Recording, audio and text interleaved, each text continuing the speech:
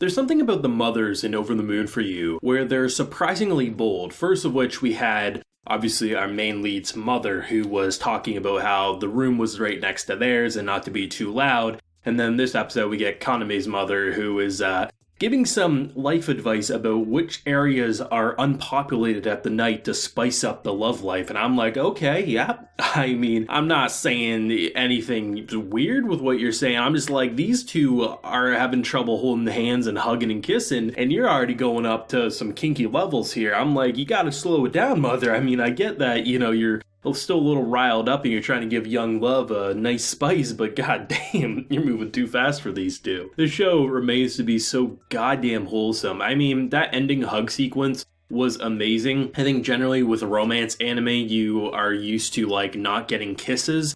And then in this show, we get it fairly soon by rom-com standards. So that's what you kind of assume is what's going to be their driving force for romance for a long time is kissing. And in this episode, she denies him of a kiss and he goes in for a hug, which you can argue is far more intimate because it's much more connected and things like that. So they just continue to find new ways to make these two so adorable that viewers watching across the globe are melting and still needing their diabetes medication because this show continues to honestly give us the worst type of adorable diabetes ever. I really like this episode, especially considering that it went in directions I wasn't expecting at least so soon. The idea of them moving out of Kaname's bathhouse, kind of shed house that they are living in, I thought eventually could happen, but at the same time, I thought because it kind of was the perfect living arrangement, maybe they would stay there for a long time. And they're already looking for new apartments. It's interesting how the previous owner of the apartments that obviously burned down immediately contacts our boy and says, hey, I'm going to be building new ones.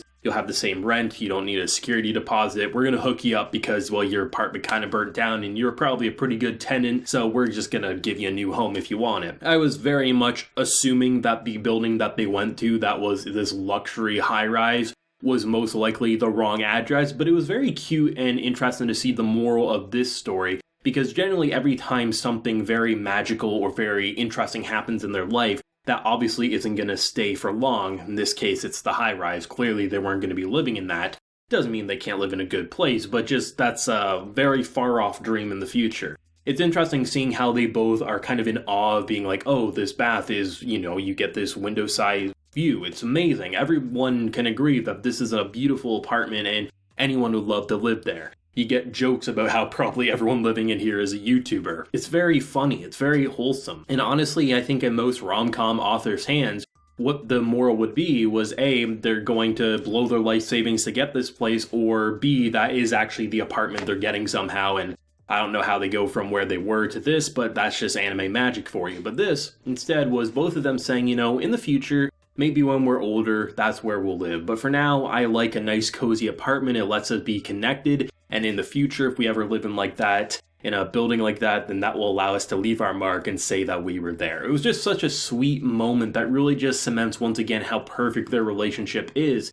And it's just nice to see something like that really take hold and really take off in such a beautiful and romantic way. This was actually a fairly interesting episode because I believe this is the first time, unless I'm misremembering, that we're focusing on a character's internal monologue outside of our central two. And Kaname's was pretty interesting because she's always been very fond of her main character, not in the same way as her sister, but it's nice to hear her say in her own head that this is the character I respect the most out of anyone, but I'm still a little unsure of what to think of the wife. Clearly not a bad person, but I just don't know her on a personal level the same way I know obviously Nasa. So to have a pretty simple sequence where she offers to help her and she's saying, no, I don't need help, but obviously Sakasa's saying, well, I'm not Nasa, I haven't done a lot of things for you, so let me help out. She does an amazing job cleaning, and in return, it just lets this really interesting bonding moment take place, especially considering that it was no surprise that the parents thanked her for saving their son's life, but it was another for Kaname to actually do the same thing. It was very interesting too, because the sequence where they had this really interesting bonding moment was at this wood stove.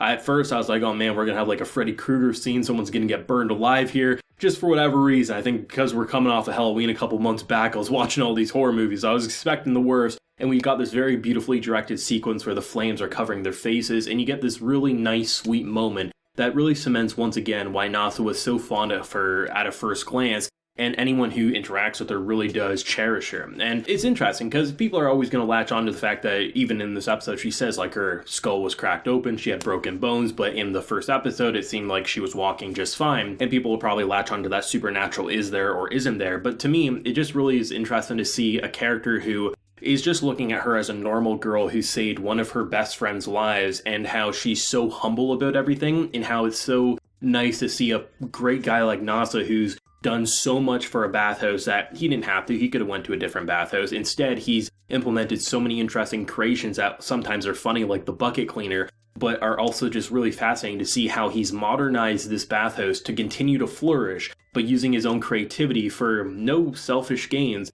but just to help people in need. So it's really nice to see a wife to him is equally as selfless as he is. So it's really great to see from other characters' perspectives, not even just their own internal monologues saying, I have the best wife or I have the best husband. Seeing these side characters say they really are a perfect pair together. And that's why it's really nice how with last week, there wasn't, the whole like, oh, the broken heart, I'm going to try to break them up. Instead, it's like they're good together. I may be sad, I may feel like I'm in a side story now, but I want to wish them a happy life and a happy love. So it's great to see that. It's great to just see all these little interactions just continue to flourish and make probably one of the most precious relationships the anime medium has ever seen and probably ever will see for quite some time. There's an element that will always make a rom-com stick out like a sore thumb, but that sore thumb you would never want to change. Some of my personal favorites are things like Toradora, my teen romantic comedy Snafu, and honestly, Over the Moon for You is up there as well. There's an interesting flair where it has this adorableness and this hilariousness that continues to just blow me away with its comedy, but it's the interactions and how sweet and adorable that makes this show so amazing. The comedy's fantastic and it does make me laugh nonstop, but it's the adorableness of the relationship that really makes this one of the all-time best rom-coms that has ever been made, in my humble opinion. It's really interesting how great the vocal performances is, because honestly, like when you listen to these characters talk, it would be so easy to cast this in such a way that when characters or actors are reading their characters' lines, you would say this is so artificial, because the premise at surface level is ridiculous. Married couple who are acting like high school sweethearts, right? That is something that should be laughable, but the actors just are so genuine and believable that you just accept it, even though it's absurd, into being one of the most precious things you've ever seen. The voice actors are honestly some of my favorite in the fall 2020 season, and it's not even a specific one, it's the acting across the board. It's definitely anime, but it's also so realistic, all wrapped up in one. So the absurdity lands with the anime comedy, but generally a scene is just adorable and precious, and the actors are so believable and genuine that you never guess this as being a stupid or absurd idea. It just feels like a really sweet relationship that anyone could possibly see. Actors are phenomenal and they continue to blow me away every single episode. This was a great episode. I think it really cements once again how much they have really grown, even though they're doing it in very weird ways for being married and they're still acting like high school sweethearts. It's just a very fresh and new idea that I hope gets a second season, because there's nothing really like it that I've ever seen, even in the rom-com department. It's very fresh, and I hope more authors try to mimic what's seen here, because a lot of rom-com authors, they mimic the wrong types of shows. This is the one you want to try to copy, because this one knows what it's doing. Let me know your thoughts and feelings down below, your favorite moment, and where do you think the last couple of episodes are going to go in the next couple of weeks. If you enjoyed the video, be sure to leave a like, share your support, and hit that subscribe button if you happen to be new around here. So until next time, everyone, please take care and have a good one.